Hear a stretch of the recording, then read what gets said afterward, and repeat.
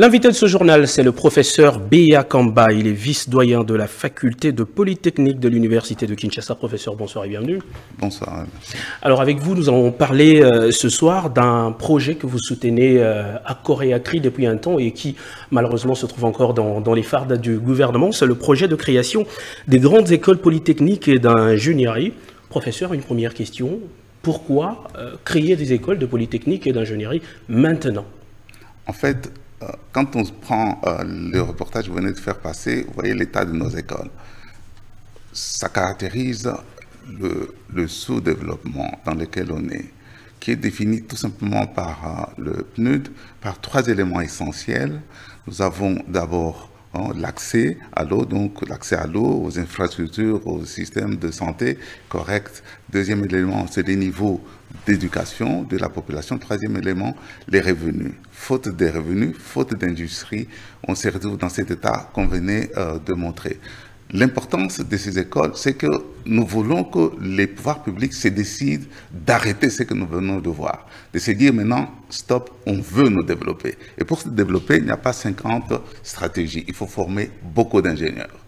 Les systèmes d'enseignement que nous avons aujourd'hui forment à peine une centaine d'ingénieurs par an, alors qu'il y a une relation directe entre les pays développés et le nombre d'ingénieurs qu'ils forment. Par exemple, je m'ai documenté ce matin par rapport à ce sujet. L'Inde forme par an presque 1,4 million ingénieurs. La Chine, presque entre 600 000 et 1 million. Vous descendez comme ça, les États-Unis dans les 235 000, la France 37 000, et nous sommes à 100. Il n'y a pas photo. Le nombre d'ingénieurs impacte considérablement le niveau de développement. Pourquoi pas? C'est l'ingénieur qui est le détenteur de la technologie. Exactement, professeur. Pour y aller un peu rapidement, sur le plan pratique, nous sommes à la centaine de diplômés d'ingénieurs par an, vous l'avez dit.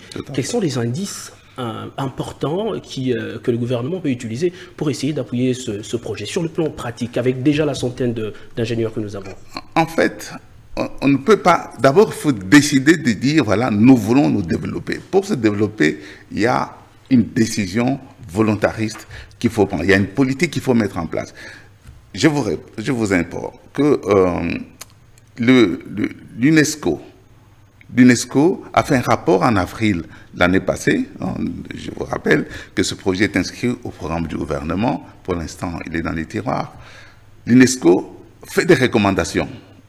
Il a fait un rapport sur l'ingénierie au service du développement durable. Qu'est-ce qu'il dit, l'UNESCO, par rapport à ces recommandations? Première recommandation, l'UNESCO invite les pouvoirs publics, donc les gouvernements, les facultés, donc toutes les institutions qui forment des ingénieurs, les professionnels, les associations d'ingénieurs, pour qu'ils fassent la promotion sur l'importance de l'ingénieur pour atteindre les objectifs de développement durable. L'importance de l'ingénieur, parce que c'est la clé. C'est l'ingénieur qui est le détenteur de la technologie. Deuxième recommandation de l'UNESCO, c'est que les pouvoirs publics, les mêmes institutions, puissent trouver des fonds, faire des stratégies pour trouver des fonds et arriver à former le plus d'ingénieurs possible. C'est ce que nous faisons comme démarche, ce que nous faisons comme bruit depuis 2019, sans aucun résultat. Dernière recommandation, toujours pour atteindre le plus d'ingénieurs possible, l'UNESCO recommande que les pouvoirs publics et les parlements puissent mettre en place des lois qui permettent à ce que beaucoup de jeunes, y compris surtout beaucoup de jeunes filles, puissent choisir le métier d'ingénieur. Cela pour augmenter considérablement le nombre d'ingénieurs. Vous avez cité tout à l'heure le nombre d'ingénieurs que chaque pays développé, en tout cas le plus puissant, forme par an. Il n'y a pas photo, il y a une relation directe entre le développement et le nombre d'ingénieurs parce que les ingénieurs, c'est eux qui font l'industrie, c'est eux qui créent des choses, c'est eux qui innovent. Alors, professeur, avec tous ces éléments, selon vous, pourquoi ce projet ne passe pas pour l'instant? Pourquoi? Ça, c'est une bonne question. Il faut savoir que nous sommes héréditaires d'un système d'enseignement qui nous a été légué par la Belgique, qui avait un objectif très simple et très louable à l'époque. Former des cadres pour l'administration belge et former des cadres pour l'exploitation minière. Ça s'arrête là. Il n'y avait pas un objectif de développement derrière.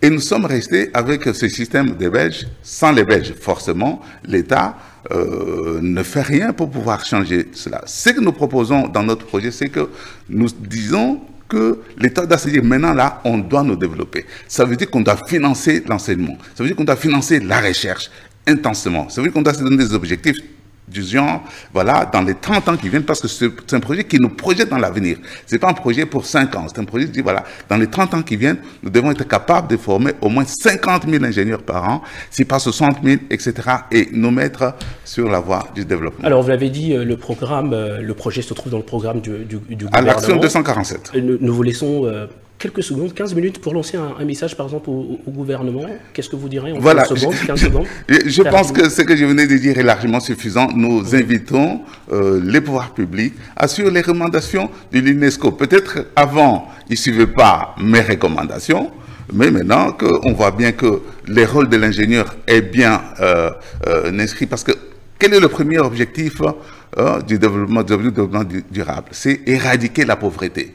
On éradique la pauvreté en créant des richesses, et ça se fait dans les entreprises, ça se fait dans les industries, et c'est là que l'ingénieur a un rôle important, parce que c'est lui qui innove, qui crée de nouveaux produits, de nouveaux marchés. Merci beaucoup, professeur, d'être passé sur ce plateau. Nous espérons que votre message est bien passé, qu'on aura dans les prochaines années, pourquoi pas, des ingénieurs formés et des techniciens de terrain dans tout le secteur. Merci à vous. Merci d'être passé sur ce plateau. Je rappelle que nous recevions comme invité du journal le professeur Beya Kamba. Il est vice-doyen de la faculté de Polytechnique de l'Université de Kinshasa. Avec lui, nous avons donc discuté de la création des grandes écoles polytechniques et d'ingénieurs.